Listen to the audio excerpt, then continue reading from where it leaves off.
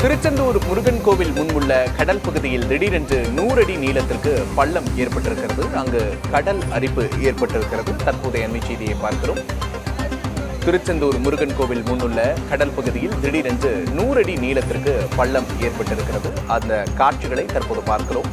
5 அடி உயரத்திற்கு பள்ளம் ஏற்பட்டிருப்பதால் கடலில் இறங்க முடியாமல் பக்தர்கள் அவதியடைகிறார்கள். தற்போதைய அண்மை செய்தியை பார்க்கிறோம்.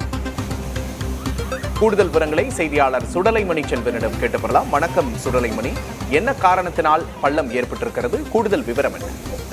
நிச்சயமா விக்னேஷ், அதாவது திருச்செந்தூர் முருகன் கோயில் முன்புள்ள கடற்கரையில் திடீரென தற்போது இந்த 5 அடி உயரத்திற்கு பள்ளம் ஏற்பட்டுள்ள காரணத்தினால் பக்தர்கள் நீராடுவதில் கடும் சிரமம் என்பது ஏற்பட்டுள்ளது. அதாவது முருகனின் அறுபடை வீடுகளில் 2ஆம் படை வீடாக விளங்குகிறது இந்த திருச்செந்தூர் சுப்பிரமணிய சுவாமி கோவில். இந்த கோவிலுக்கு நாள்தோறும் ஏராளமான பக்தர்கள் வருகை தருவார்கள். ஞாயிற்றுக்கிழமை மற்றும் விடுமுறை தினம் நாட்களில் பல்வேறு பகுதிகளில் இருந்து பல்லாயிரக்கணக்கான பக்தர்கள் வருகை தந்து முருகனை தரிசனம் செய்வதை வழக்கமாக கொண்டுள்ளனர். கோவிலுக்கு வருகை தரும் பக்தர்கள் கோவில் முன்புள்ள கடலில் புனித நீராடி அதன் பின்னரே சுவாமியை தரிசனம் செய்வதை வழக்கமாக கொண்டுள்ளனர். இந்த நிலையில்தான் கடந்த சில மாதங்களாகவே கோவில் முன்புள்ள கடல் என்பது அதிக அளவில் சீற்றத்துடனும் அதே போல் ஒரு பக்கம் கடல் உள்வாங்கியும் காணப்பட்டு வருகிறது. இந்த நிலையில்தான் கடந்த 2 தினங்களில் தற்போது இந்த கடலின் சீற்றம் என்பது அதிகரித்து காணப்படுகிறது. அதன் காட்சிகளை தான் நம்ம பார்த்துக் கொண்டிருக்கிறோம். கடல் அரிப்பின் காரணமாக இந்த 2 நாட்களில் மட்டும் சுமார் 5 அடி ஆழத்திற்கு கோவில் முன்புள்ள கோவிலில் இருந்து படிக்கட்டுகள் வழியாக கடற்கரைக்கு இறங்கும் பகுதியில் இந்த கடல் அரிப்பு என்பது ஏற்பட்டிருக்கிறது. இதன் காரணமாக சுமார் 5 அடி உயரத்திற்கு இந்த பள்ளம் என்பது ஏற்பட்டுள்ளது. இதன் காரணமாக கோவில் முன்புள்ள அந்த படிக்கட்டு வழியாக பக்தர்கள் நேரடியாக கடற்கரையில் இறங்க முடியாத சூழல் என்பது நிலவி வருகிறது.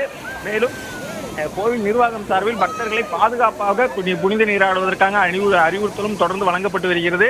ஏற்கனவே கடந்த வருடம் இதே மாத காலங்களில் கடல் அரிப்பு என்பது ஏற்பட்டது. அந்த சமயத்தில் சென்னை ஐஐடி குழுவினர் இங்கு வந்து ஆய்வு மேற்கொண்டு அதன் அறிக்கையை தமிழக அரசுக்கு சமர்ப்பித்தனர். அந்த அடிப்படையில் கடற்கரையில் உள்ள, அதாவது கடற்கரை பகுதியிலிருந்து சுமார் 100 மீட்டரில் கடலுக்குள் ஒரு தடுப்பு சுவர் என்பது அமைக்கப்பட்டு இந்த கடலரிப்பை தடுப்பதற்கான பணிகள் மேற்கொள்ளப்படும் என்று தெரிவிக்கப்பட்டிருந்தது.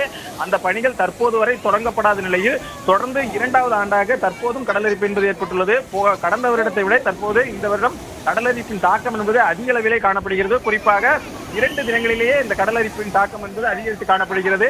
இதனை உடனடியாக கருத்தில் கொண்டு பக்தர்கள் நலன் கருதி இந்த கடலரிப்பை தடுப்பதற்கான நடவடிக்கைகளை மேற்கொள்ள வேண்டும் என்று பொதுமக்களும் பக்தர்களும் கோரிக்கை விடுத்துள்ளனர். விக்னேஷ்.